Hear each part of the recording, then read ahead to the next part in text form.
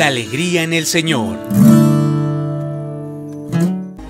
Muy amados cristovidentes, en el día de hoy, tercer domingo del Adviento, tenemos un tema que nos va a servir a todos muchísimo y que nos gusta tanto a nosotros como a Dios mismo, según lo que veremos a continuación. Se trata del tema de la alegría que desde el principio de nuestro programa llamaremos alegría cristiana, porque es la alegría en el Señor. Las lecturas de la Santa Misa propuestas para el día de hoy comienzan por una bellísima lectura del profeta Sofonías.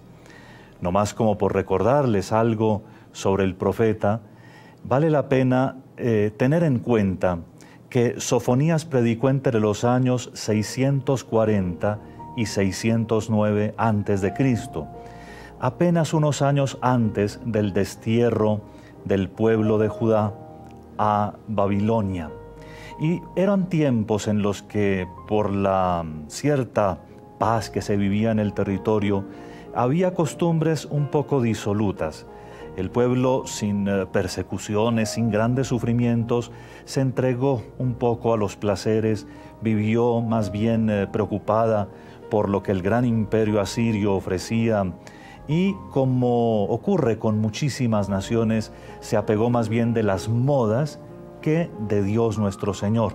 Así comenzó a flaquear, tuvo caídas otra vez en idolatría. Los dioses de los pueblos extranjeros le atraían mucho, las religiones extranjeras parecían como muy atractivas, y también algunos usos, algunas costumbres que no eran propias de lo que Dios había ya enseñado a su pueblo. Por eso Sofonías interviene con una predicación sobre el castigo de Dios. Para Sofonías es claro que llegará un día, él lo llama el día del Señor, un día en el cual Dios nuestro Señor va a intervenir para juzgar a su pueblo, y habrá un castigo inexorable. Pero ese castigo, la cosa prodigiosa de la reflexión que hace Sofonías, es que no es un castigo que tenga por objetivo humillar. Es un castigo que tiene por objetivo hacer un pueblo humilde, humilde y sencillo, humilde y modesto, capaz de recibir a Dios como se debe recibir, en obediencia. Para esto, Dios nuestro Señor anuncia que su castigo es como fruto de su misericordia, de su compasión, porque ama a su pueblo y quiere recuperarlo. Por eso, hacia el final del libro, se anuncia la restauración, y es la restauración de el amor que se ha tenido desde siempre, del amor con que Dios liberó al pueblo de la esclavitud de Egipto, y por supuesto restauración de las relaciones en que el grupo que será salvado, el grupo que será rescatado, podrá disfrutar de todas las prerrogativas y privilegios de una vida con Dios. En ese contexto podemos escuchar lo que en la misa de hoy se lee para todos nosotros. Dice así: grita, ciudad de Sión, lanza vítores Israel, festeja lo exultante, Jerusalén capital, que el Señor ha expulsado a los tiranos, ha echado a tus enemigos. El Señor dentro de ti es el Rey de Israel, y ya no temerás nada malo.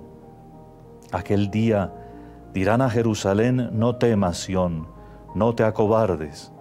El Señor tu Dios es dentro de ti un soldado victorioso, que goza y se alegra contigo, renovando su amor, se llena de júbilo por ti, como en día de fiesta. Estas bellísimas expresiones en que Dios mismo dice que su alegría es la renovación que ofrece, que Él está dentro, en el corazón de su pueblo, entre las murallas que rodean a Jerusalén como fuerte soldado, como vencedor en la batalla, son ya de por sí una comunicación del tema que tenemos para hoy de la alegría. Fíjense cómo el mismo Señor se goza con su pueblo. Él se alegra de estar con ellos, pero además ellos, su pueblo, son su alegría. Podemos comenzar por este punto nuestra reflexión más precisa del día de hoy. La alegría cristiana es la alegría de aquellos que saben que Dios se alegra con nosotros, que nosotros podemos ser agradables para Dios con lo que hacemos, con lo que pensamos, con lo que decimos, pero más aún con lo que somos. Dios nos ama por lo que somos y como somos, hasta con nuestros defectos y debilidades que Él conoce mucho mejor que nosotros y que sabe que solamente cuando nosotros podemos poner en sus manos tendrán solución. Dios quiere ayudarnos y por eso cuando nos dice de tanto amor es porque quiere que nosotros vivamos una vida dichosa con Él. La alegría de Dios dentro de nosotros como fuerte, vencedor de todas las tentaciones, de todas las amenazas, es la alegría nuestra, que sabemos que si estamos con Él, nada tenemos que temer, nada podemos temer porque Él nunca nos va a abandonar. Ese es como el telón de fondo de lo que luego las lecturas van desarrollando de manera preciosa. La segunda lectura que tenemos en el día de hoy es la lectura de la carta del apóstol San Pablo a los Filipenses, en un trozo, en el capítulo 4, bastante conocido. Esta aproximación a la alegría cristiana tendrá que ver con todo aquello que son las costumbres, las buenas costumbres. Recordemos que San Pablo escribe tratando de conformar la iglesia como el verdadero pueblo de Dios, como el heredero de las promesas. Es este pueblo el que es continuación de aquello que prometió Sofonías, que prometieron los profetas, es decir, es continuación de aquel resto de piadosos israelitas que lograron mantener la fidelidad, la constancia y que, bueno, nuestro Señor convocó con la venida de su Hijo para el verdadero, para el pueblo definitivo de Dios. Así cuando San Pablo escribe a cualquiera de las iglesias a las que se dirige, escribe construyendo la iglesia, el nuevo pueblo de Dios. Oigámoslo, que dice: tengan siempre la alegría del Señor. Lo repito, estén alegres. Que la bondad de ustedes sea reconocida por todos. El Señor está cerca. No se aflijan por nada, más bien preséntenselo todo a Dios en oración. Pídanle y también denle gracias, y la paz de Dios que supera todo lo que podemos pensar, cuidará sus corazones y sus pensamientos por medio de Cristo Jesús. Cuando pensamos en estas frases de San Pablo, cuando él dice que para que nuestra alegría sea completa simplemente tenemos que hacer el esfuerzo de estarlo. Estén alegres en el Señor. Prácticamente lo que nos dice es que Dios dentro de nosotros y Dios que nos llama, Dios que nos anima, es nuestra alegría. La alegría en el Señor es algo distinto de la alegría del mundo. Habla de la bondad que tenemos que tener, habla de la petición humilde, habla de la acción de gracias y habla San Pablo, por supuesto también, de todo aquello que es más grande que nosotros, la paz de Dios que custodia nuestros corazones y nuestras almas y nos viene dada solo en Cristo Jesús. La alegría en el Señor, queridos hermanos, comienza a verse como algo propio del cristianismo. La alegría del mundo es la alegría pasajera siempre, que producen pequeños acontecimientos, que producen sensaciones, que producen algunos placeres, algunos muy lícitos, otros bastante complicados, pero es una alegría que normalmente se reconoce porque se conquista con grandes esfuerzos y dura relativamente poco. La alegría en el Señor es algo permanente, algo que dura, algo que tiene raíces muy profundas.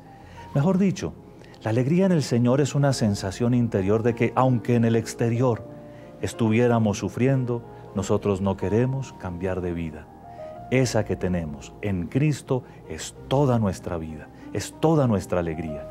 Y cuando pensamos que nuestro Señor nos acompaña, nos cuida, nos quiere, nos anima, nos fortalece, nos sigue, entonces sabemos que podemos vivir en paz. La alegría cristiana se construye desde esta bondad, pero también produce la bondad. Un santo triste es un triste santo, enseñaba Santa Teresa de Jesús hace ya bastante tiempo. Cuando nosotros vivimos una vida cristiana de enredo, de conflicto, de pensamientos que nos hacen vernos mucho a nosotros mismos y poquito a Dios, esa no nos da la verdadera alegría. Por eso un verdadero cristiano no se mira a sí mismo, no está siempre melancólico por lo que pudo haber sido y no fue, sino mira a Cristo, sabe de la misericordia de Dios y entiende que hay cosas mucho más grandes, pero mucho más grandes que la propia conciencia o que el propio yo. Dios está con nosotros. Dios es nuestra alegría y nuestra fortaleza.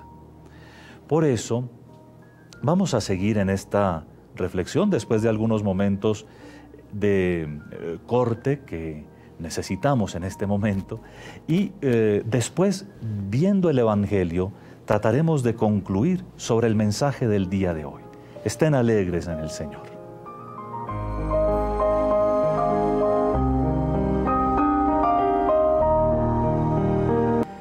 Como quedamos hace un momento pendientes de nuestra reflexión sobre la alegría cristiana, ahora vamos a seguir. El Evangelio que vamos a escuchar a continuación, tomado del tercer Evangelio, es decir, del Evangelio de San Lucas, nos muestra a alguien muy importante en la historia de la salvación, a San Juan Bautista, dando consejos. Para que entendamos bien el contexto del Evangelio que vamos a oír, San Juan Bautista estaba predicando y bautizando junto al Jordán. Según lo que parece, por las indicaciones que nos da la Sagrada Biblia, había muchísimas personas que buscaban el bautismo de Juan como un signo de arrepentimiento, como un signo de conversión. Recuerden, por favor, que el bautismo de Juan no es todavía el bautismo cristiano. Por lo tanto, decir a uno que tiene que bautizar sus hijos a los 30 años o a los 33 es una mala interpretación de la Biblia. Lo que quiere decir es que había un bautismo, es decir, un baño con agua simbólico como representación de que algo en mí estaba cambiando, algo en mí se estaba purificando y, por supuesto, se estaba purificando en vistas a la transformación que el Mesías habría de realizar en poco. San Juan Bautista comienza pues su predicación de una manera muy clara, como lo vamos a ver a continuación. En su propuesta, cada grupo de personas tiene su propia llamada de atención. Oigámoslo. Por entonces, mientras él bautizaba, la multitud le preguntaba, ¿qué debemos hacer? Juan respondía, el que tenga 2 túnicas, dé una al que no tiene, y otro tanto haga el que tiene comida. Fueron también algunos recaudadores de impuestos a bautizarse y le preguntaban, Maestro, ¿qué debemos hacer? Él les contestó, no exijan más de lo que está ordenado. También los soldados le preguntaban, ¿y nosotros qué debemos hacer? Les contestó, no maltraten ni denuncien a nadie y conténtense con su sueldo. Como el pueblo estaba a la expectativa y todos se preguntaban por dentro si Juan no sería el Mesías, Juan se dirigió a todos. Yo los bautizo con agua, pero viene uno con más autoridad que yo, y yo no soy digno para soltarle la correa de sus sandalias. Él los bautizará con Espíritu Santo y fuego. Ya empuña la horquilla para limpiar su cosecha y reunir el trigo en el granero, y quemará la paja en un fuego que no se apaga. Con otras muchas palabras, anunciaba al pueblo la buena noticia. Estas palabras del Evangelio de San Lucas nos presentan una parte de la historia de San Juan Bautista que quizá pocas veces se reflexiona, el contenido de su predicación. Fíjense cómo, en la manera como San Lucas dispone el escrito que nos presenta, propone tres grupos de personas, la gente en general, preocupada por lo que tiene que hacer. Y Juan con toda claridad les dice que hay que hacer misericordia. Lo primero que hay que hacer es dar a los demás, de lo que tenemos, dar a los otros. Pero luego hay dos grupos de personas muy particulares en la sociedad israelita de ese momento, y son los recaudadores de impuestos o los publicanos, gente tenida por despreciada y que también recibe su recomendación. Hagan con cuidado lo que les toca hacer y no exijan más de lo que les está permitido. Y a ellos, que luego fueron interlocutores de Jesús muchas veces durante su vida pública, se les dice que es necesario cumplir el deber, pero cuidarse de evitar que el cumplimiento del deber se vuelva motivo de escándalo, motivo de arrogancia o sobre todo de enriquecimiento ilícito. Y luego vienen los soldados, que podemos considerar fácilmente como paganos, como miembros de otro pueblo, venidos de los invasores romanos, y por lo tanto que entienden muy poquito de todo esto, y sin embargo están aquí porque han oído predicar. Están aquí porque ya saben que hay un acontecimiento grande que está por ocurrir. Juan lo está anunciando y está convocando muchísima gente a que se prepare para la llegada del Señor. Pero el tema de hoy era la alegría cristiana. Muy queridos hermanos, estamos justo comenzando hoy la novena de Navidad, los 9 días preparatorios al gran acontecimiento de la Navidad en solemnidad del próximo 25 de diciembre. Tener esto en mente y oír con cuidado el Evangelio que acabamos de escuchar nos ponen en una tónica muy particular. Si queremos estar preparados para la venida del Señor, tenemos que vivir de acuerdo con la obediencia. Desde cuando escuchamos la primera lectura, se nos decía que Dios estaba buscándose un pueblo humilde y obediente y sencillo, modesto, capaz de responder con entusiasmo a su llamada. Durante todo el tiempo de esta predicación he tenido ante los ojos a la Santísima Virgen María. Si alguien heredó las promesas del Antiguo Testamento, si alguien fue fiel a la fidelidad de Dios en el Antiguo Testamento, fue por supuesto María.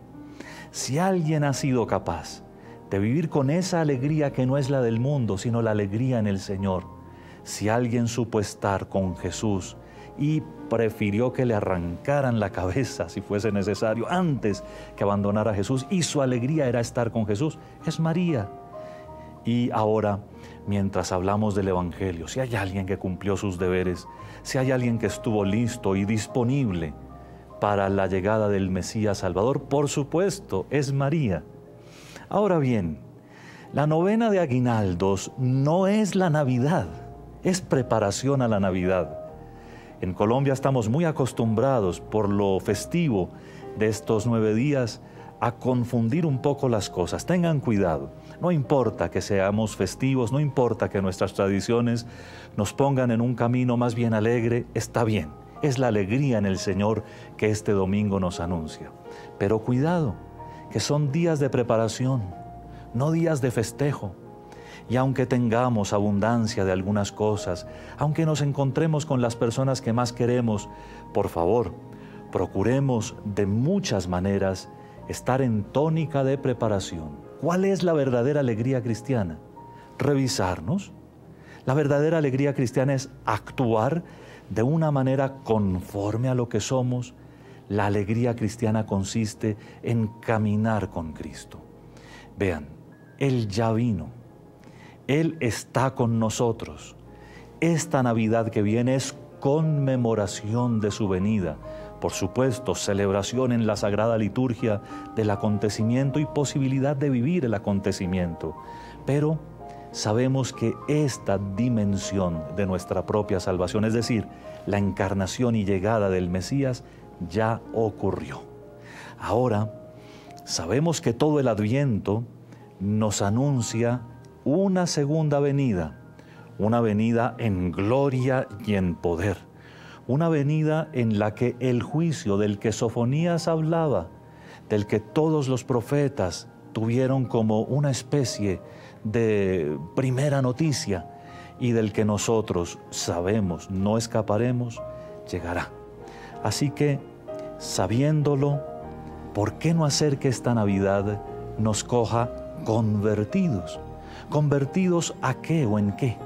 Convertidos en discípulos de Cristo y convertidos a Cristo.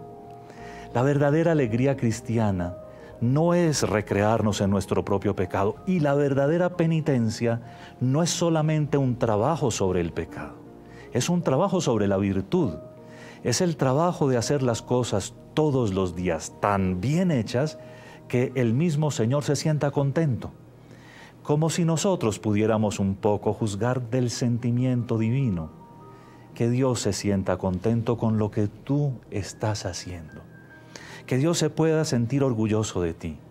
Si alguna vez tienes la desdicha de pecar, si alguna vez has caído o caes, levántate inmediatamente.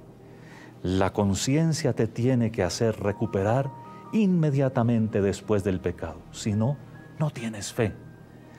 Pero alegres cuando después de cualquier evento nos unimos al Señor. En el evento mismo estamos con Él, y todo lo que hacemos, todo en nuestra vida, es expresión de que vivimos en profunda comunión con Dios. Hoy San Juan Bautista nos ha indicado el camino del Señor, pero tuvimos como telón de fondo la fidelidad de María, y queremos ser alegres sirviendo al Señor. Sabemos que Dios se pondrá alegre también con nosotros. Hay muchas cosas que cultivar. Este es el año de la fe. Tenemos que vivirlo de la manera más profunda que podamos. Estamos comenzando la novena de aguinaldos. Tenemos que hacerla de tal manera que no parezca que somos paganos celebrando cristianismos. Y tenemos que vivir de tal manera que nuestra alegría sea una alegría completa, pero en Cristo. Hace pocos días tuvimos la muy terrible ocasión de leer en un periódico de gran circulación nacional una propuesta de supuesto teólogo contra la virginidad de María. En estos días, mis queridos amigos y hermanos, en estos días en que leemos el Evangelio abundantemente, en que hacemos las consideraciones de la novena de Navidad, pensemos en que nuestra fe proclama a la siempre Virgen, Santa María, como Madre de Dios. Y pensemos con el niño de Belén, que es lo más lógico y lo más bello, y que es la verdadera alegría ver en este niño al Dios eterno, aunque humanado, eterno, eterno como el Padre, eterno como el Espíritu Santo. Veamos que si este bebé es Dios y ha nacido de María, María es la Madre de Dios. Y entendamos de una vez por todas que todas las profecías del Antiguo Testamento sobre la Virgen hija de Sión, que todo lo que San Mateo dice en su Evangelio sobre la virginidad inmaculada de María, que lo que Lucas sugiere en alguno de sus apartes y que lo que la tradición de la Iglesia siempre ha profesado desde el principio hasta hoy, no va a cambiar, porque alguien que juega a ser teólogo dice cosas distintas. Que viva la Santísima Virgen María, que viva nuestro Señor Jesucristo, Rey del universo, y aquí, mientras preparamos esta Navidad, sigamos disfrutando de alegría y de una paz que solo en el Señor tiene consistencia. Para terminar nuestra reflexión, reciban una bendición muy especial de parte de Dios Todopoderoso, Padre, Hijo y Espíritu Santo.